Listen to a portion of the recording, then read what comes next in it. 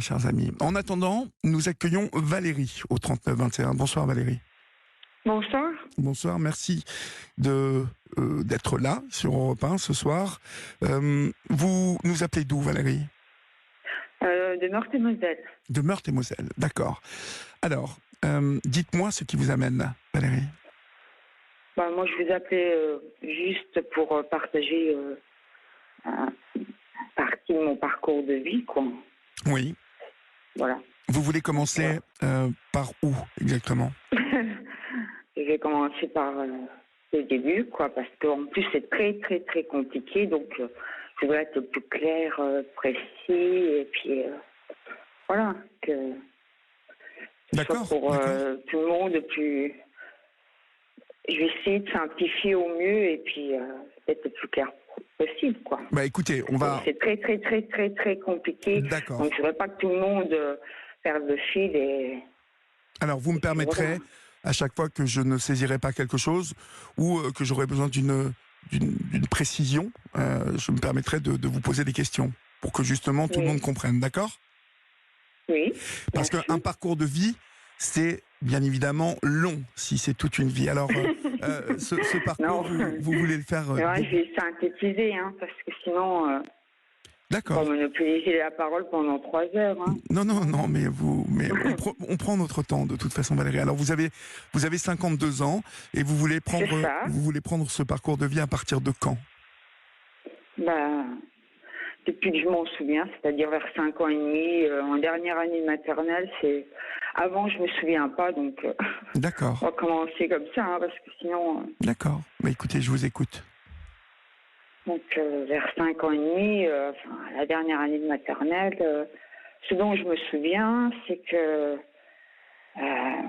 ma mère, avec une voisine, elle avait l'habitude, c'était comme ça, soit elle prenait un enfant de la voisine en me ramenant ou en menant à l'école, ou l'une ou l'autre, quoi. On avait l'habitude, j'avais été habituée à ça, donc c'est quelque chose qui m'avait pas... quelque part choquée ce jour-là, si vous voulez. Donc, la voisine, elle me ramène de l'école et ma mère n'était pas présente. Alors que, auparavant, tout le temps là, même si la voisine me ramenait ou ma mère ramenait son enfant, elle prenait les 2 enfants en même temps de l'école maternelle, en fait. Oui. Du coup, les heures ont passé, le temps a passé, l'absence s'est fait sentir de plus en plus. Il faisait très très nuit dehors et j'attendais son retour. Vous étiez seule ? Non, il y avait... Alors je vais l'appeler mon père, entre guillemets. D'accord. Il y avait votre père qui était présent ? Vous comprendrez... je vous précise quand même qu'on est une fratrie de 4 enfants, je suis la dernière. D'accord, vous êtes la Benjamine, donc. Oui. Donc votre père, entre guillemets, était présent, mais vous attendiez... Oui, dans la cuisine avec moi, et il faisait, on va dire, sa cuisine.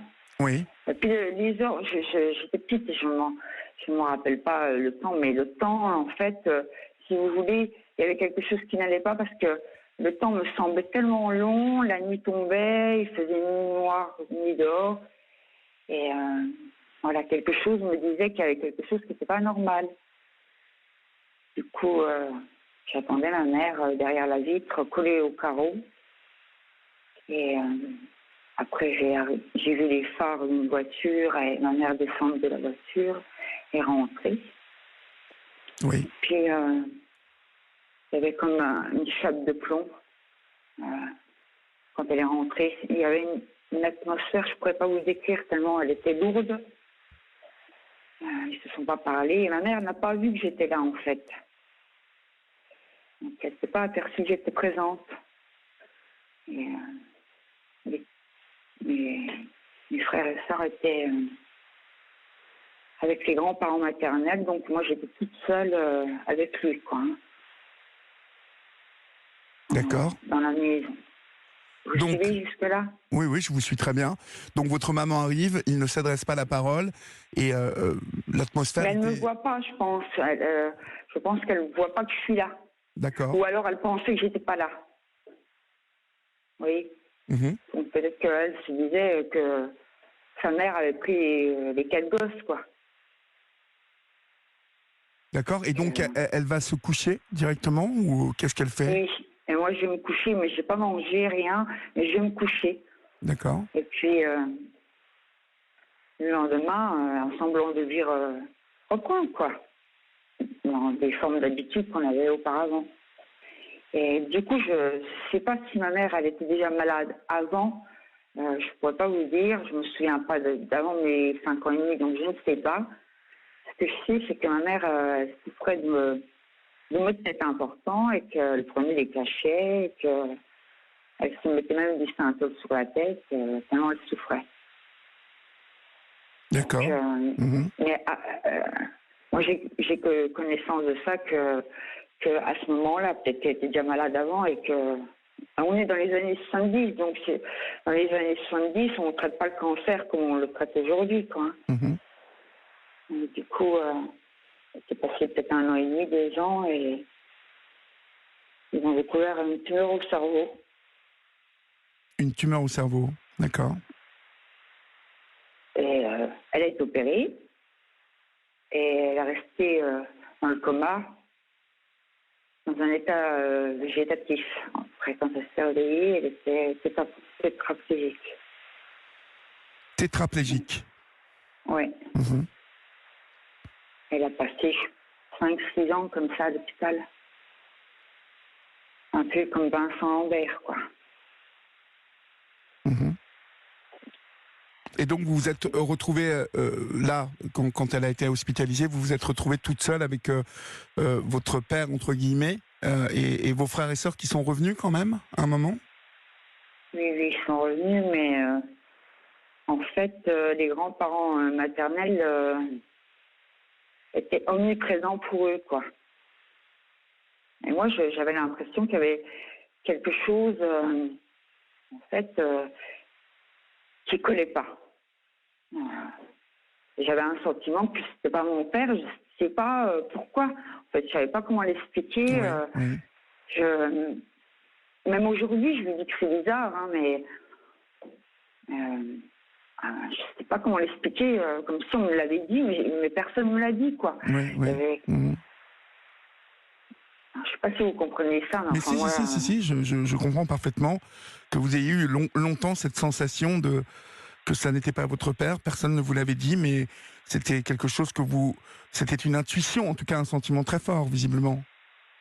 ah oui, omniprésent, très puissant, qui ne me quittait pas en fait. Et puis Oui, du coup, j'en étais où que les grands-parents étaient omniprésents parce que avant que ma mère se fasse opérer et que il se passe quoi que ce soit d'autre, ils venaient tous les week-ends, ils étaient tout le temps là. Il y avait comme une espèce de manipulation qu'ils exerçaient sur leur fille qui était, à mes yeux, très, très pesante, en fait. oui, Et comme s'il dictait sa vie, sa conduite, sa façon d'être, comme si on étouffait quelque chose à travers tout ça. Je ne sais pas si vous comprenez ça. C'est comme si, quelque part, on achetait son silence.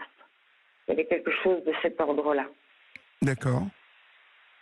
Du coup, moi, je me sentais, si vous voulez, en marge de la fratrie. Je ne trouvais pas ma place et je ne me sentais pas à ma place intrinsèquement et aussi, on va dire, dans la vie de tous les jours, dans l'environnement, dans mon existence. C'était pas que un sentiment intrinsèque, c'était aussi quelque chose que j'avais l'impression qui était vivace aussi au quotidien. Oui, oui. Et c'est comme ça, parce que vous allez me dire pourquoi, à un moment, j'en suis sûr. Je pense que ce sentiment-là, il était renforcé par tout de même l'attitude de ce père, entre guillemets, et de cette maman. C'est obligé qu'il vous ait il vous ait transmis des choses, ces gens-là. J'allais y venir et on va dire d'une manière sporadique. La grand-mère maternelle est, on va dire, le père, on va dire, Entre guillemets, comme de vous pouvez le dire. substitution. Oui, de substitution. Hein, parce que moi, je ne le considère pas comme ça, mais voilà. Euh, mais c'était pas quelque chose qui était régulier, c'était vraiment sporadique. J'entendais, on va dire, tu n'es pas une bâtarde, mais c'est arrivé peut-être, je ne sais pas, 4-5 fois, en fait, très peu de fois, et c'est arrivé vers 8-9 ans, en fait, pas avant. Et, Alors là, je n'ai pas très bien compris. C'est lui, ce père de substitution, qui, autour de vos 8-9 ans, vous fait des allusions au fait que vous soyez une bâtarde, c'est ça? Oui, et sa mère aussi, à ma mère. Ah oui, la grand-mère Donc aussi, la d'accord. grand-mère. D'accord. Et devant votre mère, ça, ou pas? Je ne sais pas trop vous dire parce que D'accord, d'accord. parce que ma mère, j'avais l'impression que la maladie la déconnectait en fait de son existence. D'accord, En d'accord. plus, je ne sais pas si vous voyez, mais elle souffrait tellement, elle était tellement en souffrance déjà par la maladie, hein, et plus qu'il y avait comme chape de plomb au-dessus de tout ça. En fait, ça, j'avais l'impression que ça l'enfonçait encore plus. Oui, oui, oui. Qu'elle n'était plus dans la vie. Je ne sais pas comment vous expliquer. Elle était Non, mais vivante, oui, bien sûr. Physiquement. je comprends, ouais, je comprends parfaitement. En fait, voilà, s'il y avait un gros mensonge ou quelque chose de terrible qui écrasait cette famille, ça devait renforcer son, sa forme à elle. Elle qui était malade, ça devait l'enfoncer encore plus. Bah, moi, je ne l'ai jamais vu bien, en fait. Oui. Je l'ai vu avaler des fioles, je ne sais pas ce que c'est qu'il y avait dedans, pleurer, prendre soi-disant des médicaments pour des migraines, mais elle n'était jamais soulagée, je ne sais pas comment vous dire. Mhm. En fait, devait déjà être dans un stade bien avancé de la tumeur. Vous comprenez? Oui, oui, complètement. Alors, cette grand-mère et ce père qui vous font ce type d'allusion, ça arrive 3 ou 4 fois, vous dites? Mais c'est arrivé, moi je considère être tard, mais vers 8-9 ans, en fait. Oui. En fait, d'une manière sporadique, vous voyez, c'était vraiment comme ça, d'une manière, j'ai un peu comme ça, à la volée, et en plus, pas régulièrement. Vous voyez? D'accord. Bon. Alors, donc du coup, que se passe-t-il ensuite, en fait? Est-ce que ce sentiment que vous avez, à un moment, il devient une réalité pour vous?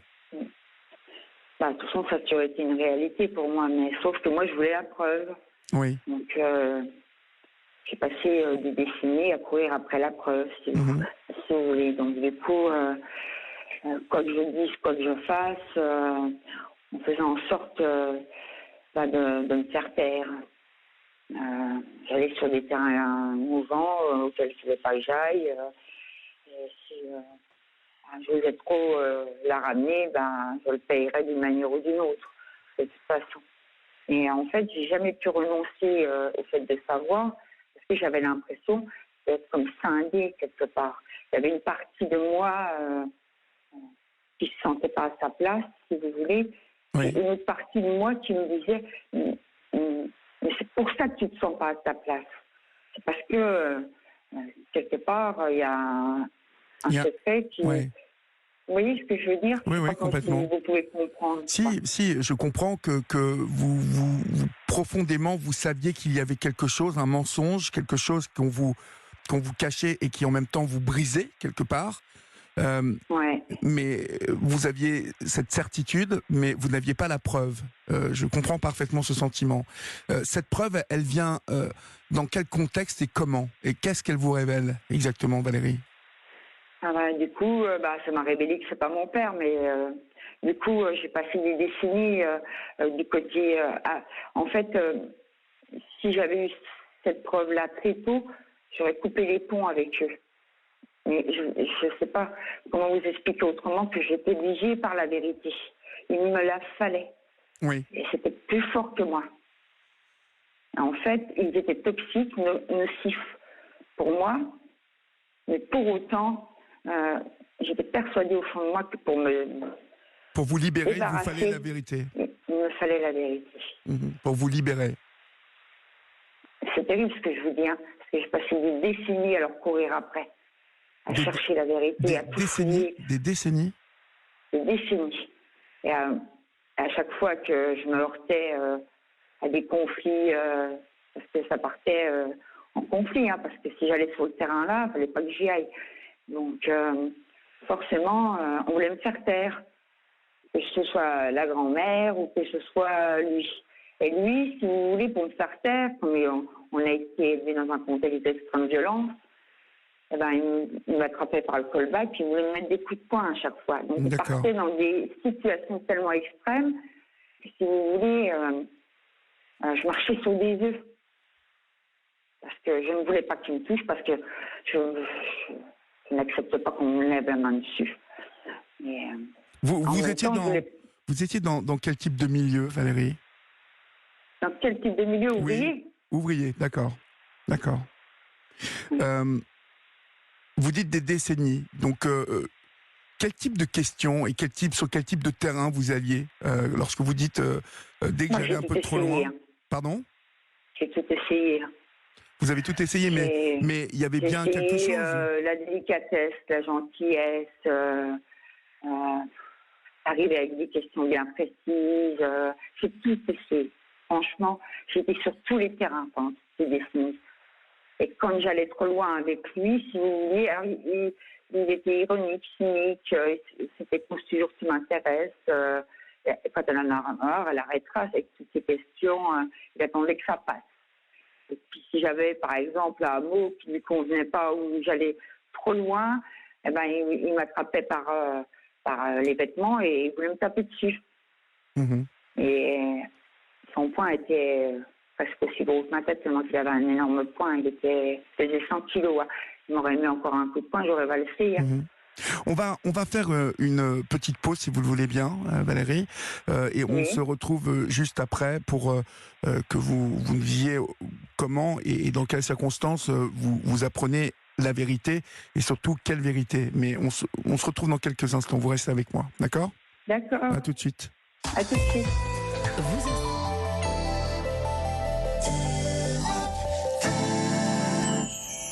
La libre antenne d'Europe 1. Olivier Delacroix accompagne vos nuits. 23h24, vous êtes sur Europe et c'est votre libre antenne jusqu'à 1h du matin. Valérie, des décennies à chercher cette vérité qui vous a pris au ventre dès votre enfance, des dizaines d'années à chercher, alors soit par délicatesse, avec délicatesse, comme vous me l'avez dit. En tout cas, vous avez usé de toutes les cordes de votre arc. Ouais, c'est ça. Et à quel moment et dans quelles circonstances vous apprenez cette vérité? Et disons que je ne vous cache pas qu'après tout ça, il n'y a plus aucun espoir de quoi que ce soit. Hein. Donc du coup, les années, elles passent, mais après, il n'y a plus grand-chose sur lequel vous pouvez vous raccrocher. Donc du coup, il n'y a plus d'espoir du tout, à part le fait... parce que voilà, je voulais faire un test ADN depuis longtemps, mais comme ils ne voulaient pas, et que je ne voulais pas que ça parte non plus dans des extrêmes de violence, donc je renonçais en fait. Vous vouliez faire un test ADN entre votre père et vous? Oui. En tout cas, votre père, entre guillemets, oui. Et donc? Et du coup, ils ne voulaient pas, donc je me suis dit, il faut que un jour tu mises sur le fait que il pourra plus courir après et puis pourra plus essayer de te taper dessus, quoi. Et puis que c'est pas chouette ce que je dis, mais du fait qu'il soit plus vulnérable, quoi. Oui. Donc j'ai misé sur le fait que en vieillissant, forcément, mais ce que j'appréhendais, c'est qu'il vienne à mourir du jour au lendemain et puis voilà, ça aurait été trop tard pour moi, quoi. Donc j'étais un peu comme sur la course contre la montre, contre le temps, quoi. Oui. Vous voyez? Donc du coup, j'ai attendu des années, et puis là, j'étais assez âgée, quoi. Le test ADN, il n'est pas si vieux que ça, il a que 4 ans, je crois. Donc, j'ai dit, tant pis, je vais tenter comme ça, faire un test ADN. Et puis, on n'était pas du tout d'accord pour le faire, mais là, j'ai dents, je l'ai presque obligée à le faire, quoi. Je ne l'ai pas fait dans de très bonnes conditions parce que la première fois, je lui ai fait confiance pour qu'il fasse le prélèvement tout seul. Et puis, comme le test il est revenu n'était pas exploitable, la deuxième fois, j'ai dit, tu ne m'auras pas, je vais le faire par moi-même et je serai là et je te le ferai. Et donc, je l'ai fait la deuxième fois de cette façon-là, quoi.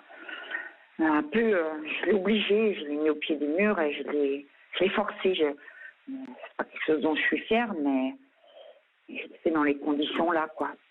Là, j'étais pas gentille, pas du tout attentionnée, ni dans les délicatesses. Oui. Du coup, le test qui est revenu, comme quoi, c'est pas du tout de lien de paternité. Enfin, il n'y a pas de lien de paternité avec lui, quoi.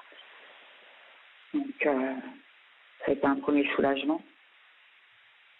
Il n'était pas votre père, donc? Non, pas de lien de paternité, non. Alors vous dites un soulagement parce que vous vraiment, ça vous soulageait que cet homme-là ne soit pas votre père? Les deux, je vais vous dire. Les deux parce que j'étais habitée toute ma vie par... c'était plus fort que moi, c'était pas mon père. Ouais, Je peux pas vous le dire autrement. Non, mais je comprends. Il y a des fois, je me demandais si j'étais pas dingue. Je me disais, mais t'es folle, je suis folle. Vous vous rendez compte que toute ma vie, je me suis posé des tas de questions, d'interrogations, dans tous les sens. J'ai retourné les choses dans tous les sens, en haut, en large, en travers, et je ramenais toujours tout à moi. Mais c'est toi qui es dingue, tu as des idées. Et pour moi, ça a été juste la révélation de ce que je ressentais depuis toujours, quoi. Et du coup, j'avais pris pour l'habitude d'écrire des passages de ma vie comme ça. J'aime bien, j'écris. Voilà, moi je trouve que c'est libérateur. C'est thérapeutique. Moi, oui, c'est libérateur l'écriture. Et puis, il y a peut-être 2-3 ans, j'écris. Il n'y avait rien de transcendant, hein. C'était vraiment sur mon parcours de vie. Certes, c'était lié à ma mère, à mon enfance, mais il n'y avait rien d'extraordinaire dans ce que j'ai écrit, hein. Alors, vous n'allez peut-être pas me croire, hein, mais bon, je vous le dis tel que j'ai vécu. Et puis, j'étais en train d'écrire et tout d'un coup, j'ai eu comme une révélation, un flash. Oui. En fait, mon père, c'était mon grand-père. Alors, j'ai balancé le crayon. Je ne sais pas comment vous dire. Votre père était votre grand-père? Oui, mon père, c'est mon grand-père. Mon grand-père, c'est mon père. D'accord. Votre grand-père, en fait, donc, le mari de cette grand-mère qui vous traitait de bâtarde, c'était lui, finalement, votre père? C'est ça. Donc, en fait, votre mère portait lourdement ce secret aussi. Elle avait été abusée par son vous avez tout compris. Père. Donc, du coup, je ne conseille pas, hein, ce que j'ai fait. J'aurais pas dû le faire. Du coup, je crois que j'étais dans un état second. Je ne pourrais pas vous dire. J'ai pris ma voiture. J'ai fait les 20 kilomètres. Je suis allée le voir. Et là, pour la première fois de ma vie, j'étais pas dans le questionnement, l'interrogation. Je lui ai dit, en fait, mon père, c'est mon grand-père. Il n'a pas nié. Hein. Il n'a pas nié. Et je sais pas, j'ai dû rester plus de 10 minutes. Il m'a dit, oui, c'est une famille de tuyaux de poil. Une famille de tuyaux de poil? C'est quoi une famille de tuyaux de poil? Ça veut dire quoi? Cas sociaux. Oui. Il n'a su que vous dire ça? Oui. Qu'est-ce que tu veux que je te dise? La répétant en boucle. Qu'est-ce que tu veux que je te dise? Famille de tuyaux de poil. Bon, c'est tout. J'étais en colère. C'est vrai, j'étais en colère, mais il m'a demandé, tu me l'avais dit. Et moi, sur le coup, j'ai pas voulu donner d'explication, mais c'est pas parce que je voulais faire croire que quelqu'un me l'avait dit, mais c'était juste parce que je voulais pas me justifier. Mais lui, je pense que dans sa tête, il a supposé que quelqu'un m'avait révélé, mais c'était pas ça du tout. Mais en fait, moi, je cherchais pas non plus à faire croire qu'on me l'avait dit, hein. Pas du tout. C'est juste que dans mon état d'esprit, au moment où je lui ai dit que c'est pas la question, mon état d'esprit, c'était juste parce que du coup, moi, je voulais pas avoir à me justifier de quoi que ce soit vis-à-vis de lui. Donc je ne lui avais pas répondu.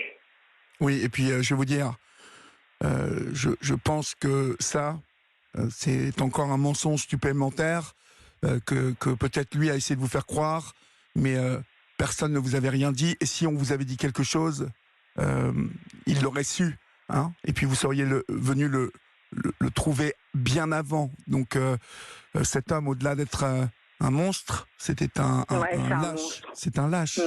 C'était un lâche aussi. Il m'a dit, qu'est-ce que tu veux que je te dise? Ben oui, ma fille, qu'est-ce que tu veux que je te dise? Ouais.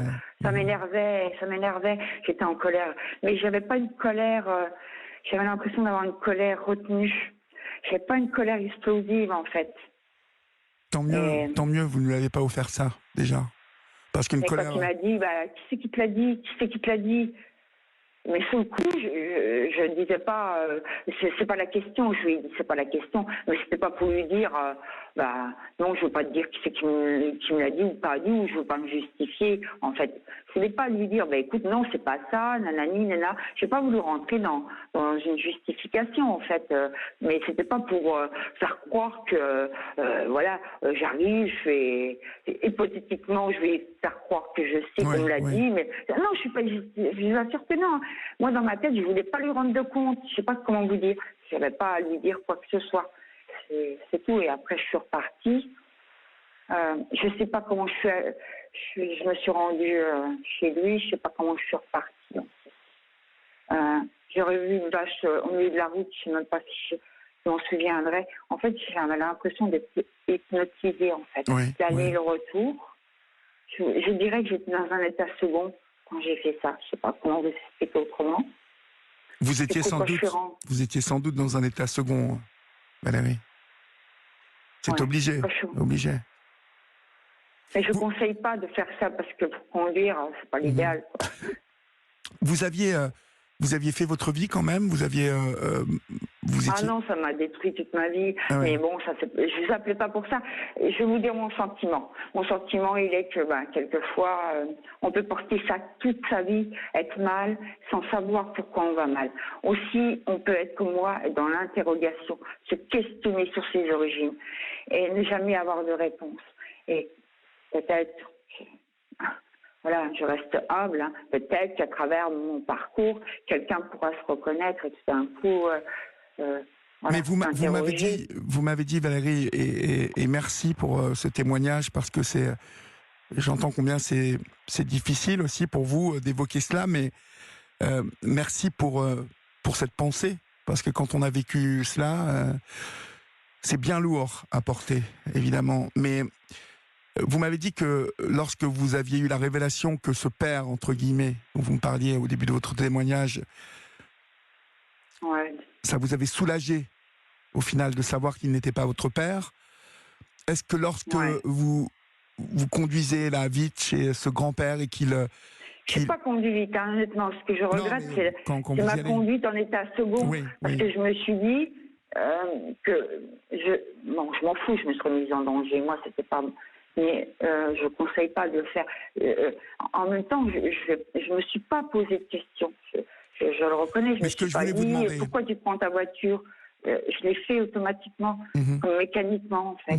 Je ne sais pas comment vous dire. Je vois, mais ce que je voulais vous demander aussi, c'est est-ce que ça vous a soulagé aussi d'enfin connaître cette vérité-là? Non, c'est pas que ça m'a soulagé, mais ça m'a enlevé le fait de mes croyances, parce que on a tendance à ramener tout à soi.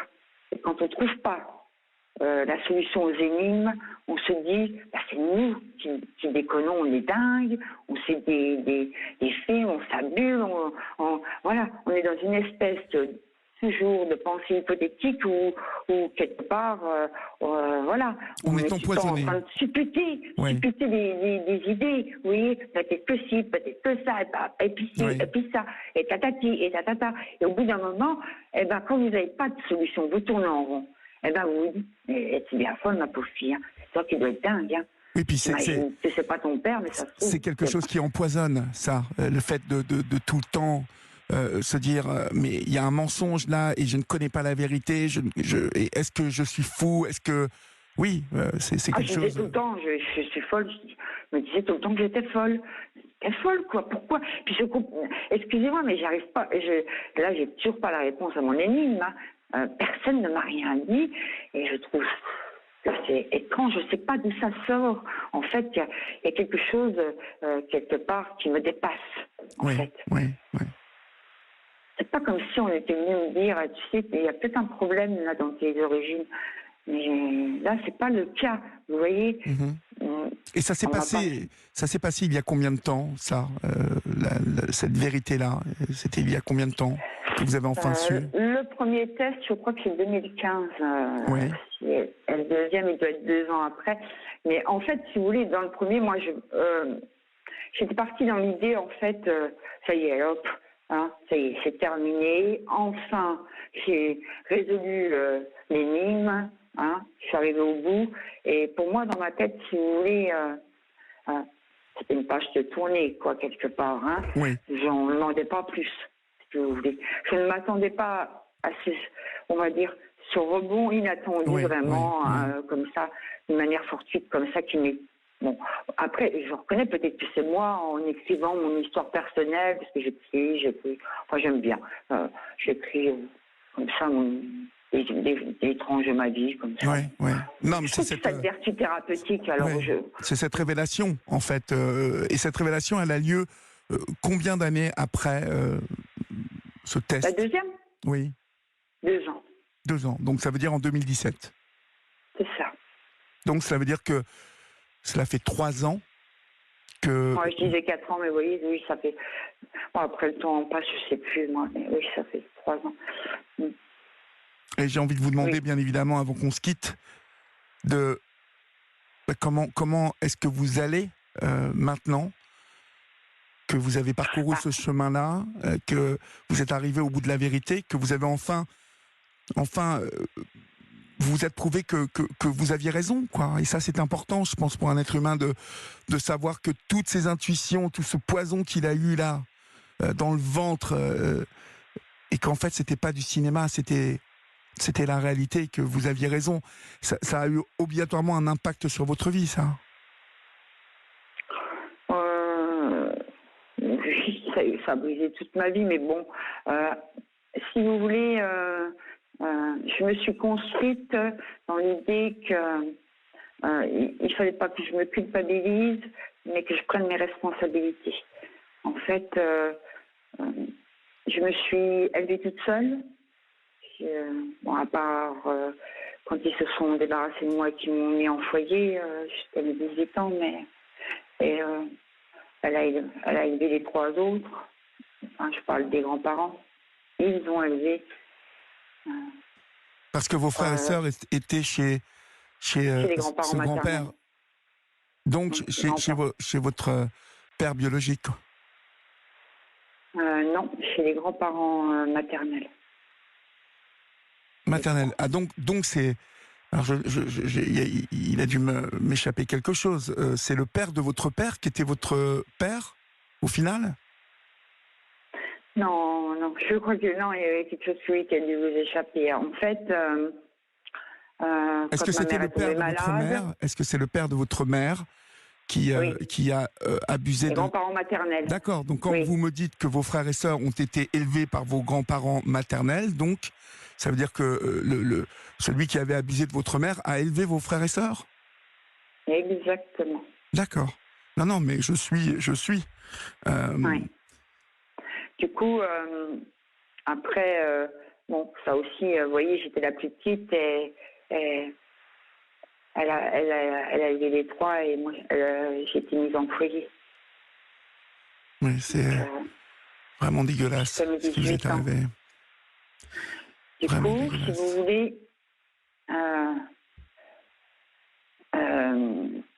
en fait, j'ai pas vraiment grandi avec eux. Enfin, je les connais pas, ils me connaissent pas. J'ai connu un tout petit peu dans ma toute petite enfance avec ma mère, mais après je les ai perdus de vue. Je sais pas comment vous dire en fait. Ils sont encore vivants ces gens-là aujourd'hui? Et du coup, j'ai pas de lien avec eux. Je sais pas comment. Je ne les aime pas.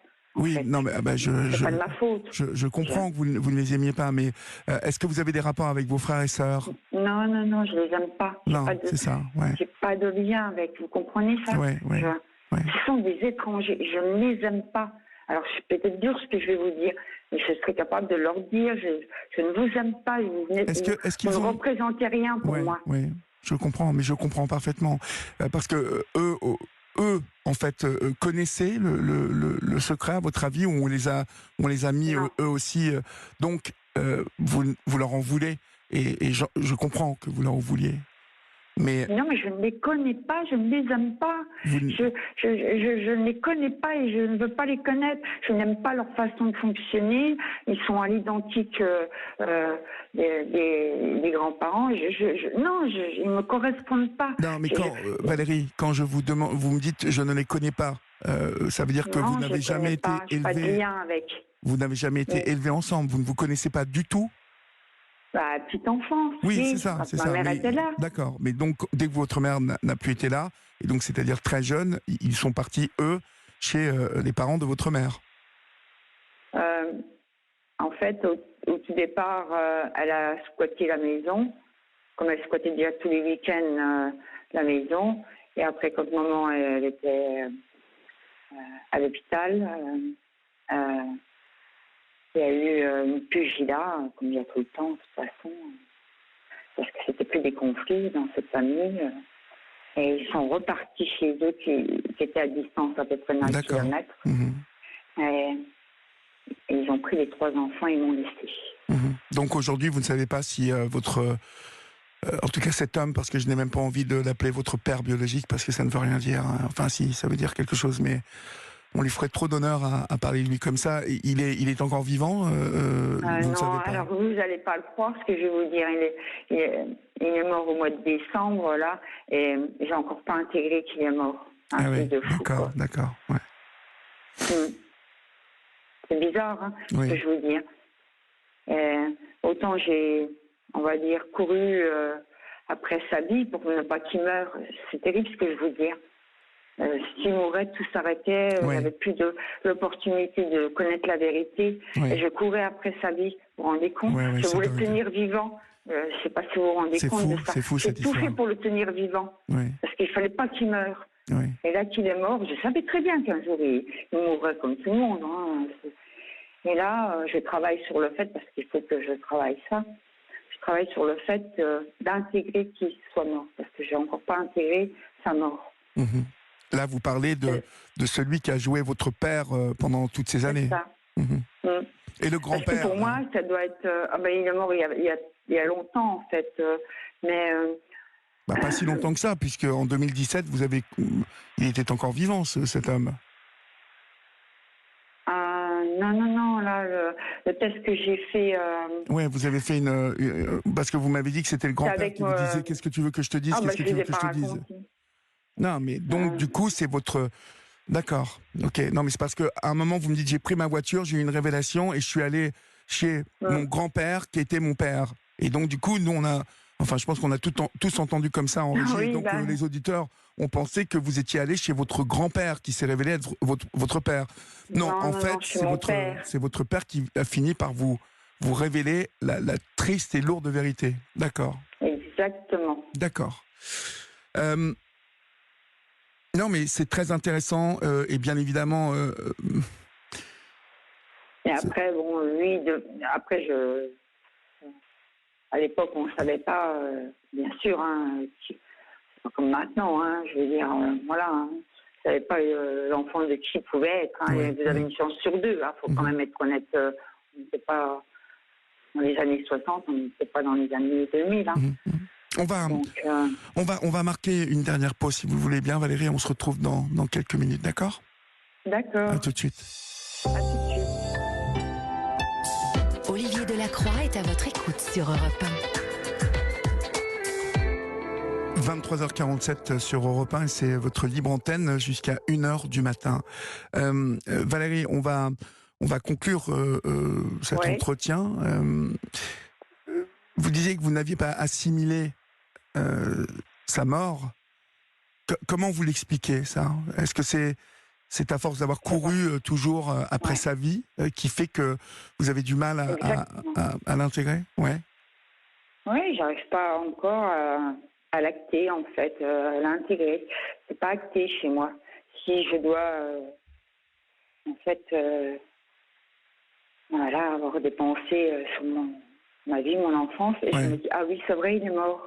Mais je pense qu'il y a tellement eu de confusion à travers vos quêtes de vérité, et il y a tellement eu de mensonges qui ont nourri ces confusions, que ça doit être compliqué. Vous voyez quelqu'un pour travailler, ou vous travaillez seul avec l'écriture ? Ah non, là je travaille seule, et puis je vais travailler ça parce que moi j'ai envie que, en fait, ce soit quelque chose qui soit intégré et spontané. J'ai pas envie encore de réfléchir s'il est vivant ou mort. Ça m'intéresse pas, en fait. Hein. Non, mais ce que je voulais vous dire, c'est que peut-être ça me gêne encore. Peut-être qu'avec un thérapeute, vous pourriez aller plus vite dans le chemin qu'il vous reste à faire.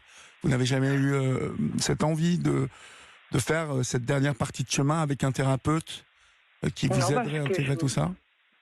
Je m'en sors pas trop mal, quoi. D'accord.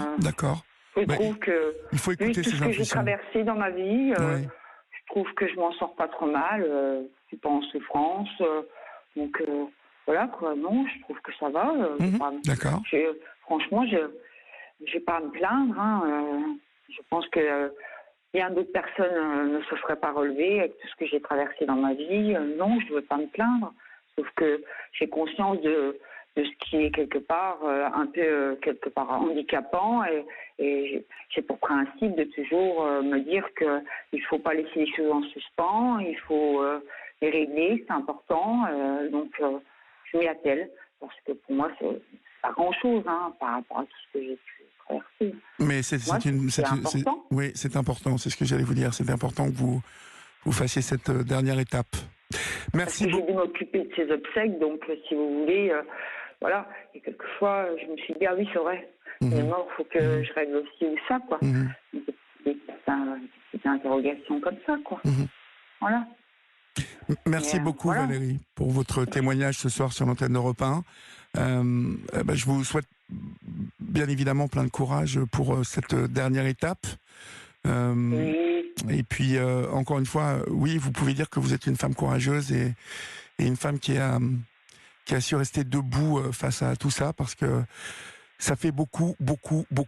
Mais lorsque vous me le dites là, j'entends la tonalité qui est dans votre voix, et je sens que vous avez cette force-là, et que, en toute humilité, vous savez que vous allez y arriver. Oui. Et puis je sais aussi que, je vous le dis, je vous le redis, je me suis construite toute seule, je me suis élevée toute seule, j'ai construit mes croyances, mes principes, mes idées, et pour moi, elles sont viscérales. Je n'y renoncerai jamais.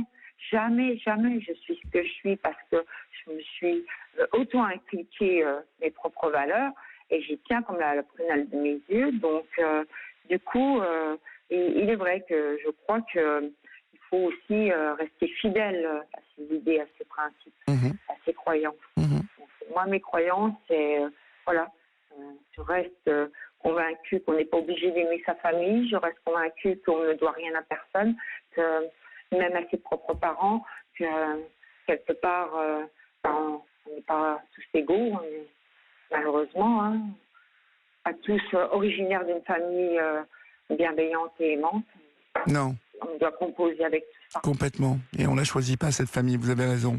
Merci beaucoup Valérie pour votre partage ce soir sur l'antenne d'Europe 1. Et puis, bon courage à tout le monde. Hein. Merci, merci beaucoup. Et puis courage à vous aussi. Merci. Bonne soirée Valérie, au revoir. Au revoir.